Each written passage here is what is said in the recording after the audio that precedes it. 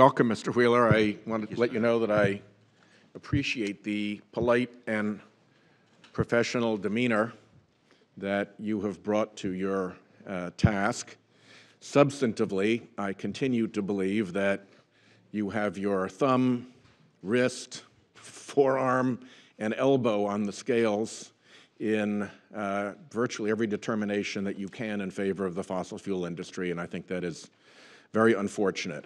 I do think that there is a baseline that we should work off of straight answers that are truthful and complete. And I would note, with respect to your recent answers to Senator Sanders about the CAFE standards, that the Federal Register analysis, your analysis of the CAFE standard proposal that you have, increases CO2 emissions year after year after year after year, up to 9% increased CO2 emissions by 2035 relative to the existing baseline.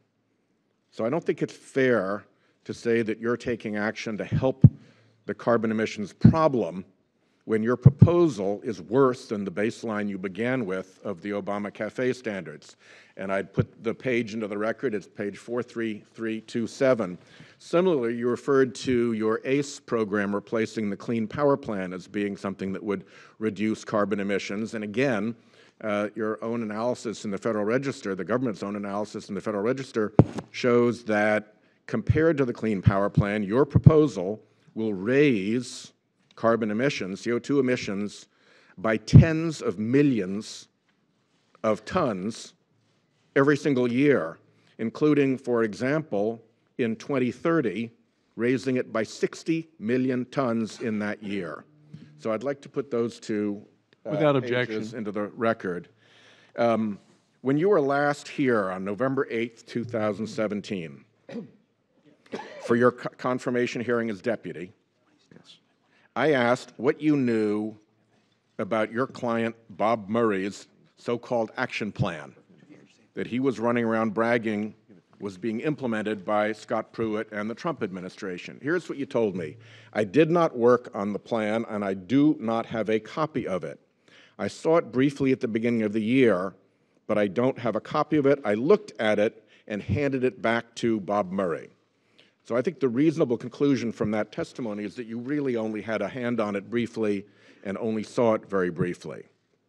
Okay, scroll forward to December 6, 2017, when we learned via published reports that on March 29, 2017, you attended a meeting between your client, Bob Murray, and Energy Secretary Rick Perry, where this action plan was discussed. There you are. And there's the Murray. And if we go on to the next photograph, you can see that this action plan was right there in the room.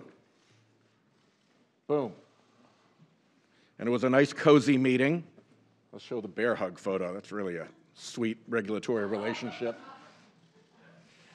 So, for the record, that's not me, though. No.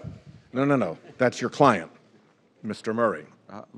So we later obtained a copy of the Murray Action Plan, which was in that room with Secretary Perry. It turns out that it was also provided to Vice President Pence, and it was provided to former EPA Administrator Pruitt. Now, you arranged for Murray to meet with Perry, and you tried to schedule a meeting with Pruitt, but he fell ill and the meeting did not take place. Murray was scheduled to meet with Pruitt that same day. Can you tell me now how many meetings with Trump administration officials for Bob Murray did you arrange, attempt to arrange, or attend, and with whom? Yes, Senator. First of all, I didn't try to arrange the meeting with Scott Pruitt. Somebody else in my firm did that. On the meeting with Secretary Perry, the purpose of that meeting was to talk about the relief, and I forget what it was called at the time. But my question was actually quite specific, which was how many meetings with Trump administration officials did you arrange or attend for Mr. Murray?